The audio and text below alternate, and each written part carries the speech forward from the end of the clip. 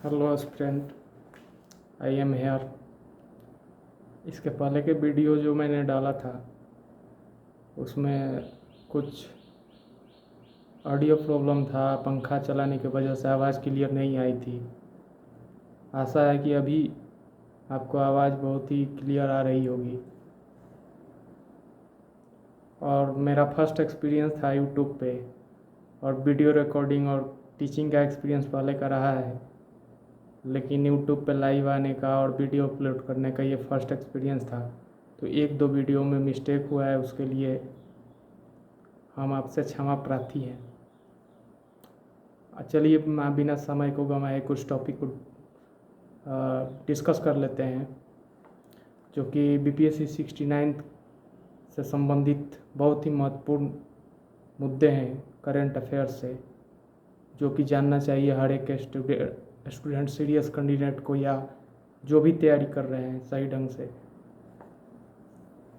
चलिए एक टॉपिक है, आपको मैं बताना चाहता हूँ।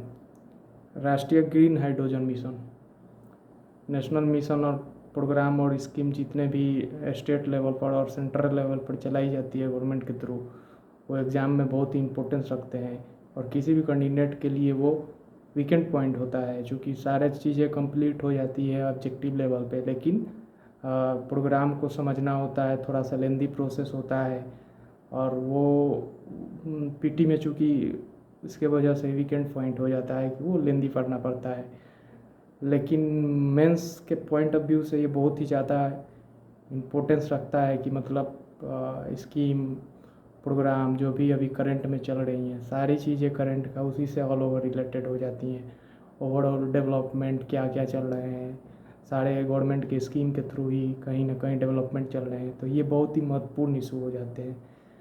और इसको आपको जानना चाहिए, जो मेजर स्कीम चलाए जा रहे हैं। अभी तो गवर्नमेंट के थ्रू बहुत ही ज़्यादा स्कीम प्रोग्राम एक्सपेडिशन चलाया जा रहा है, तो उसमें से एक हम ज़्यादा टाइम नहीं लेते हुए एक उसमें से महत्वपूर्ण स्कीम को डिस्कस करते हैं, जो कि नेशनल लेवल राष्ट्रीय स्तर पर चलाया जा रहा है सेंट्रल गवर्नमेंट के थ्रू। ऊर्जा मंत्रालय इन्वॉल्वमेंट है इसमें, एनर्जी मिनिस्ट्री का थ्रू हो रहा है। राष्ट्रीय ग्रीन हाइड्रोजन मिशन, मतलब इसका ग्रीन हाइड्रोजन मिशन नाम पहले आप एक बार कंफर्म हो लीजिएगा। राष्ट्रीय ग्रीन हाइड्रोजन मिशन एक बहुत ही बड़ा इनिशिएटिव है, बहुत ही बड़ा मिशन है। जैसे कि नाम से ही पता चल रहा है, योजना अलग होते हैं, मिशन अलग होते हैं, पायलट प्रोग्राम अलग होते हैं। तो नाम को पकड़ना बहुत ही ज़्यादा ज़रूरी होता है। इसमें बोला गया है मिशन ये है इसका कि ये 2047 तक प्रधानमंत्री, मतलब एक ब्रीफ में आपको जानकारी दे रहा हूँ मैं कि COP26 तो जानते होंगे कि स्कॉटलैंड में, वो ग्लासगो में जो COP26 कॉन्फ्रेंस ऑफ पार्टी का जो समिट हुआ था, जिसमें इंडिया ने भी भाग लिया था, प्रधानमंत्री नरेंद्र मोदी गए थे उसमें।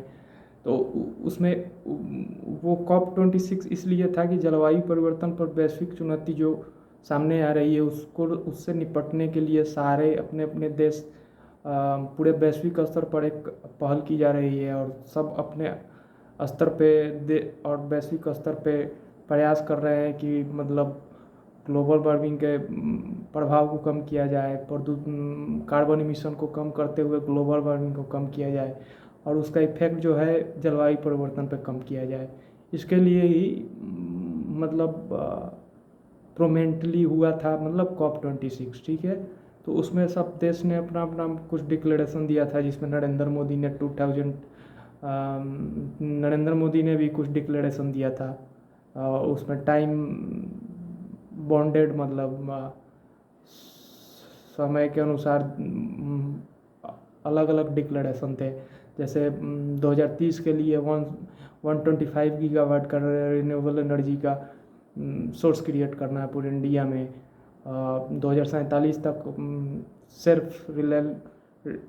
सेल्फ डिपेंडेंट बनना है ऊर्जा के क्षेत्र में। 2070 तक शुद्ध शून्य कार्बन उत्सर्जन हासिल करना है। तो शुद्ध शून्य कार्बन उत्सर्जन का मतलब होता है नेट जीरो कार्बन इमिशन। ये बहुत बड़ा टारगेट रखा गया है इंडियन गवर्नमेंट के द्वारा, और ये टारगेट COP26 में ही सब रखे गए थे।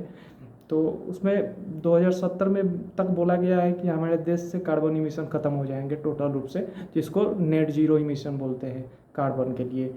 और ये जो वहाँ नेट ज़ीरो इमिशन जो कार्बन के लिए करना है, और उसको उस लक्ष्य को प्राप्त करने के लिए जो इनिशिएटिव लिया जा रहा है, उसी में से एक प्रोग्राम है ग्रीन हाइड्रोजन मिशन। ठीक है, उसमें से जैसे कि रिन्यूएबल एनर्जी को क्रिएट करना है, सौर ऊर्जा को, फिर से हाइड्रो इलेक्ट्रिसिटी को बढ़ावा देना है, ये सभी चीज़ें हैं। उसमें से एक बहुत ही बड़ा मिशन है green hydrogen mission. Green hydrogen mission क्या है, मतलब इसमें ये बोला गया है कि मतलब कैबिनेट मिनिस्ट्री ने इसको 4 जनवरी 2023 को मंजूरी दी, जिसका नाम था राष्ट्रीय ग्रीन हाइड्रोजन मिशन, जिसमें 19,744 करोड़ का पूरा परिव्यय है, केंद्र सरकार से है। पूरा एक इंफ्रास्ट्रक्चर तैयार किया जाएगा। पहले आप समझ लीजिए ग्रीन हाइड्रोजन क्या होते हैं। ग्रीन हाइड्रोजन ये एक ईंधन के रूप में उपयोग किया जाएगा। जैसे कि पानी होता है, पानी H2O से बनता है, हाइड्रोजन और ऑक्सीजन को तोड़ दिया जाएगा, हाइड्रोजन को उसमें से ले इलेक्ट्रोलाइसिस के प्रोसेस से हाइड्रोजन को तोड़ दिया जाएगा। वो एक प्रोसेस होता है, उस हाइड्रोजन को तोड़कर कंटेनर में भरा जाएगा और वो ईंधन के रूप में, ऊर्जा के रूप में उपयोग किया जाएगा पूरे भारत पे। तो ऊर्जा का जो परंपरागत स्रोत है या जीवाश्म ईंधन जो है, उस पर निर्भरता कम होगी, और इसका जो आयात होता है विदेशों से, उससे भी उसमें भी कमी आएगी। यही मेन मिशन है। तो वो जो इलेक्ट्रोलाइसिस करने की प्रोसेस है, उसमें भी एनर्जी का खपत होते हैं। तो उसके लिए भी रिन्यूएबल एनर्जी का इंफ्रास्ट्रक्चर पूरे देश भर में बनाया जा रहा है। जैसे कि सौर ऊर्जा से संचालित होंगे वो संयंत्र जो इलेक्ट्रोलाइसिस करेंगे, जैसे कि पनबिजली से चलेंगे, ये चीज़ें हैं। और उसको कंटेनर में भर के हाइड्रोजन को गाड़ियों में भरा जाएगा, जहाँ जहाँ बंदरगाहों को, अभी तो बंदरगाह को टारगेट किया गया है, वो एयरपोर्ट को टारगेट किया गया है। बहुत सारे आने वाले 2030 तक 100 मिलियन टन तक मतलब ये करना है, ग्रीन हाइड्रोजन का उत्पादन करना है। मेन ये है, यही है ग्रीन हाइड्रोजन मिशन का। इसमें बहुत सारे बेनिफिट होंगे, नौकरियां मिलेंगी, विनिर्माण क्षेत्र में बढ़ावा मिलेगा, आयात में कमी आएगी, और ऊर्जा का एक जलवायु परिवर्तन और प्रदूषण से निपटने में बहुत ही बड़ी भूमिका निभाएगी ये। बस यही है ग्रीन हाइड्रोजन मिशन। और इसमें कुछ नहीं है। 2047 तक तो आप जानते ही हैं, 3 टारगेट 4 टारगेट याद रखिएगा। 125 गीगावाट रिन्यूएबल एनर्जी 2030, आत्मनिर्भर ऊर्जा स्वतंत्र 2047, और 2070 तक नेट कार्बन जीरो इमिशन का टारगेट इंडिया ने किया है। ये एनर्जी को लेकर है। ठीक है, भारत नेक्स्ट पे आते हैं। जल्दी टाइम नहीं है, मतलब टाइम है लेकिन मतलब शॉर्ट वीडियो चाहिए था हमको लग रहा है, क्योंकि लॉन्ग वीडियो में तो आप टिक नहीं पाते हो। और बीपीएससी के लिए और बिहार दरोगा या जो भी एग्ज़ाम होते हैं स्टेट लेवल के, ग्रुप बी और सी तक बोला जा सकता है, ए बी और सी, जितने भी स्टेट पीसीएस के थ्रू या किसी भी कमीशन के थ्रू जो रिक्वायरमेंट होते हैं, उसमें टिकना पड़ता है, तभी तो जब होता है ना। तो 8 मिनट में तो एक प्रोग्राम को मैंने डिस्कस करने के लिए तो 2 मिनट 1 मिनट में भी बता सकते थे कि यही है, बस ख़त्म बात। लेकिन उसको समझना होता है। भारत का सबसे बड़ा तरल अपशिष्ट उपचार संयंत्र, सेकंड इंफॉर्मेशन मैं आपको एक बता रहा हूँ। भारत का सबसे बड़ा तरल अपशिष्ट, मतलब कि तरल अपशिष्ट तो समझते हैं सीवेज से जो निकलता है, जो नाला घरेलू नाला से, या फिर कचरा निकलते हैं कंपनी से, या जो चीज़ भी होती है तरल रूप में, मतलब जो प्रदूषित जल होते हैं उनको मतलब रिट्रीट करने के लिए ये मतलब उपचार करके फिर से रिसाइकिल करके उसको उपयोग करने के लिए फिर से एक संयंत्र स्थापित किया गया है, जो कि भारत का सबसे बड़ा संयंत्र है। वो कहाँ किया गया है? तिरुपति नगर में किया गया है, फाइटोरेटिक तकनीक से, जो कि ICMR बनाया है। CSIR, ठीक है, वैज्ञानिक और औद्योगिक अनुसंधान परिषद, ठीक है, यही है। और सबसे इससे भी बड़ा एक दिल्ली में बनाया जा रहा है, तरल अपशिष्ट उपचार संयंत्र।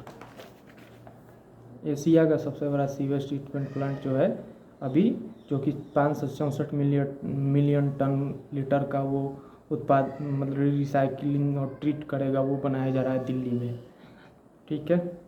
स्मार्ट योजना के बारे में एक जान लेते हैं। SMART, स्मार्ट तो जानते होंगे आप, खुद स्मार्ट है, देखने से भी, सोचने से भी, और भावनात्मक रूप से भी, बुद्धि के दृष्टि से भी, और फिजिकल रूप से देखने में भी। आप सब चीज़ से स्मार्ट है तो आप समझ सकते हैं, अगर देख सकते हैं तो।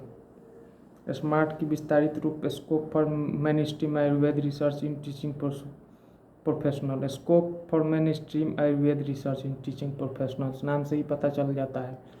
मतलब कि इस स्मार्ट योजना में बोला गया है कि आयुर्वेद में जितने भी, आयुष मंत्रालय एक बनाया गया था भारत सरकार द्वारा, आयुष मंत्रालय में बोला गया था कि आयुष मंत्रालय के थ्रू आयुर्वेद को बढ़ावा दिया जाएगा, जो कि मूल उपचार के रूप में भारतीय लोग यूज़ करते हैं आयुर्वेद, उसको बढ़ावा देने के लिए आयुष मंत्रालय द्वारा कुछ इनिशिएटिव लिए गए हैं। उसको उसी योजना के थ्रू एक स्मार्ट योजना चलाया जा रहा है। Scope for main stream scope for main stream Ayurveda research in teaching professionals, इसमें बोला जा रहा है कि आप अनुसंधान करिए या फिर पढ़ाने के लिए, उसको बढ़ावा देने के लिए, टीचर को उस पर प्रोत्साहित करने के लिए, फिर से बनाने के लिए, ऑल ओवर आयुर्वेद को डेवलपमेंट करने के लिए एक बनाया जा रहा है, मतलब प्रोग्राम, जिसको स्मार्ट बोला जा रहा है। आयुष मंत्रालय के थ्रू ये हो रहा है, जिसमें कि national commission for Indian system of medicine और central council for research in Ayurvedic, ये दोनों आयुष मंत्रालय के अंदर आता है, इसीलिए ये प्रोग्राम को लॉन्च किया है, ठीक है। और एक है, हाँ, ये आप जान गए, स्मार्ट योजना आयुर्वेद के डेवलपमेंट के लिए आयुष मंत्रालय द्वारा चलाया जा रहा है। और नमामि गंगे पहल को संयुक्त राष्ट्र की मान्यता, एक नमामि गंगे पहल था इंडिया का, जो कि 2014 में सेंट्रल गवर्नमेंट के थ्रू चलाया गया था। इसका मुख्य उद्देश्य था राष्ट्रीय नदी में प्रदूषण का प्रभाव, राष्ट्रीय नदी गंगा है, उसमें प्रदूषण की जो समस्या है उसे निपटने के लिए, मतलब उपाय करना, और राष्ट्रीय नदी के संरक्षण और पुनरुद्धार, मतलब कि संरक्षित करना, उसका पुनरुद्धार करना, उसका साफ सफाई करना। गंगा नदी चूँकि बहुत ज़्यादा प्रदूषित हो गया था और राष्ट्रीय नदी के रूप में पहचाना जाता है इंडिया का, तो इसके लिए लाया गया था नमामि गंगे प्रोजेक्ट, मतलब नमामि गंगे पहल लाया गया था। इसको क्या हुआ है कि संयुक्त राष्ट्र की मान्यता मिला है।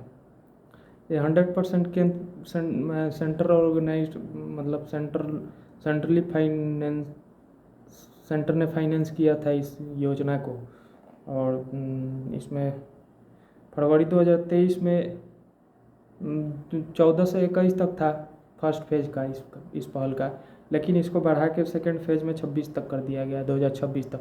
2014 से 21 तक था, लेकिन 2021 के बाद 26 तक सेकेंड फेज में किया गया है। 13 दिसंबर 2022 को गंगा नदी पुनरुद्धार नमामि गंगे, गंगा रिवर रिजुविनेशन नमामि गंगे पहल को प्राकृतिक विश्व को पुनर्जीवित करने वाली विश्व की 10 शीर्ष पुनर्स्थापना फ्लैगशिप पहलों, मतलब कि प्राकृतिक विश्व, नेचुरल वर्ल्ड को मतलब पुनर्जागृत और पुनरुद्धार करने वाले पहल का फ्लैगशिप पहल के रूप में 10 जो शीर्ष फ्लैगशिप पहल है, जो कि नेचुरल वर्ल्ड को पुनर्स्थापित करते हैं, पुनरुद्धार करते हैं या संरक्षित करते हैं, उनको फ्लैगशिप पहल के तहत चयनित किया गया है, जो कि संयुक्त राष्ट्र संघ द्वारा किया गया है। उसी में एक नमामि गंगे पहल भी है। इससे क्या होगा कि ये कहाँ किया गया, तो ये किया गया मॉन्ट्रियल कनाडा में COP25 का एक बैठक हुआ था, जिसमें जैव विविधता के मतलब पक्षकारों, जैव विविधता के संरक्षण को लेकर जो भी कॉप क्या होता है, COP, कॉप 26, कॉप 25, कॉप 24, ये सब जानते होंगे आप। कॉप का मतलब होता है किसी विशिष्ट मुद्दा पर किस अलग अलग देश के प्रतिनिधि या पार्टी जब मिलते हैं तो उसको ही कॉप बोला जाता है। जैसे कि कॉन्फ्रेंस ऑफ पार्टी, आप नाम से ही समझ रहे हैं, मतलब पार्टी का कॉन्फ्रेंस, ठीक है, वो किसी विशिष्ट मुद्दा पर होगा। तो कॉप 26 जो था ग्लासगो का, वो जलवायु परिवर्तन पे था। उसी तरह से कनाडा मॉन्ट्रियल में कॉप 15 हुआ, जो कि मतलब जैव विविधता संरक्षण पे आधारित था। उसी में यह डिक्लेरेशन दिया गया कि आप प्रकृति व नेचुरल वर्ल्ड को संरक्षित करने के फ्लैगशिप पहलों के 10 शीर्ष स्थानों में भारत का नमामि गंगे प्रोजेक्ट को शामिल किया गया है, जिसके थ्रू अब ये फ़ायदा होगा कि इंडियन गवर्नमेंट के इस पहल को चलाने के लिए संयुक्त राष्ट्र वित्तीय सहायता प्राप्त होगी। ठीक है।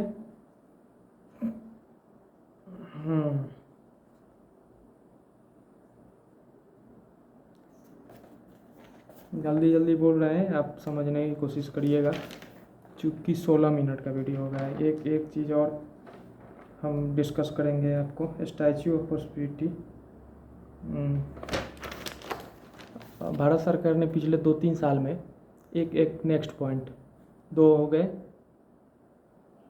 Green hydrogen mission, smart mission, और फिर से नमामि गंगे प्रोजेक्ट पहल, 3 हो गए। चौथा हम डिस्कस करने जा रहे हैं स्टैच्यू ऑफ प्रॉस्पेरिटी। चौथा डिस्कशन है इस पे कि पूरे भारत भर में मतलब 3-4 साल के अंदर बहुत ही ज़्यादा ये बनाया गया है, स्टैचू बनाया गया है किसी ख्याति प्राप्त विद्वान या किसी क्षेत्र में बहुत ही विशिष्ट कार्य करने वाले या फिर उत्कृष्ट योगदान देने वाले समाज सेवा या फिर नेता या फिर आध्यात्मिक नेता या फिर आप गॉड्स, बहुत सारे स्टैचू उनके याद में या मान्यता पे बनाए जा रहे हैं। ये एक बहुत बड़ा इनिशिएटिव है इंडिया गवर्नमेंट का। उसमें फर्स्ट वाला तो आप जानते होंगे कि वो जो बना था अहमदाबाद में, स्टैचू ऑफ क्या बोलते हैं, स्टैचू ऑफ यूनिटी, जो सरदार वल्लभ भाई पटेल का मूर्ति था वहाँ पे बनाया गया था। और ये जो स्टैचू बनाया जा रहा है उसके आसपास में बहुत ही बढ़िया एक डेवलपमेंट किया जा रहा है, होटल का, पार्क का, मतलब एक पर्यटन स्थल के रूप में पूरा उसका विकास किया जा रहा है। तो ये 2-3 साल में बहुत ही ज़्यादा स्टैचू बनाए गए हैं, जिसमें से एक अभी जितने भी हुए हैं उसका डिस्कशन हम लोग कर लेते हैं।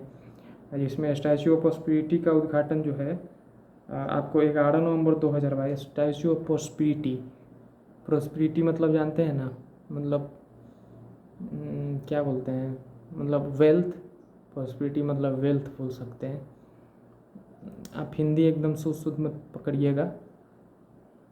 वेल्थ, स्टैचू ऑफ प्रॉस्पेरिटी किनके नाम पे बनाया गया है, तो केम्पेगौड़ा, नाड प्रभु केम्पेगौड़ा।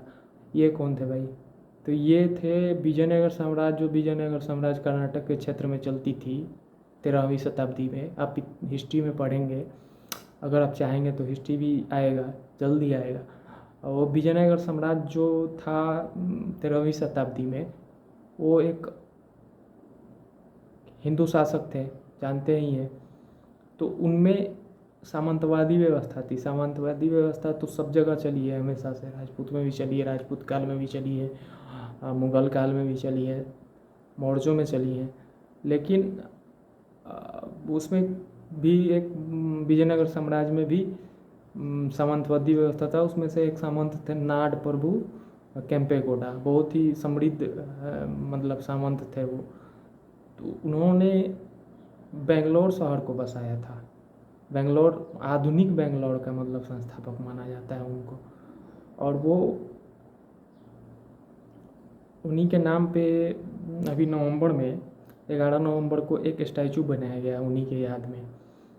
तो उनके याद में बनाया गया, तो उसका नाम दिया गया है स्टैचू ऑफ प्रॉस्पेरिटी। बहुत ही समृद्ध सामंत थे वो, और एक छोटा मोटा शहर भी बसा दिए थे वो।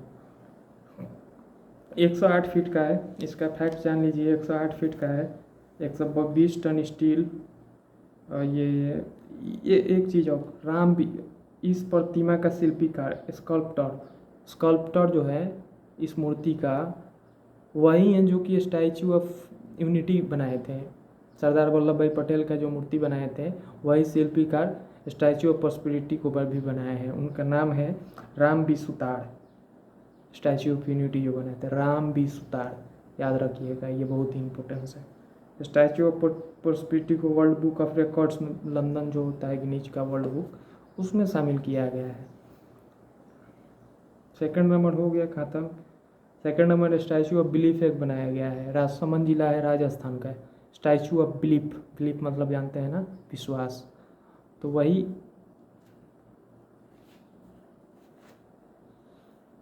वो स्टैचू ऑफ बिलीफ बनाया गया। राजसमंद जिला है राजस्थान का, वहाँ है नाथद्वार जगह।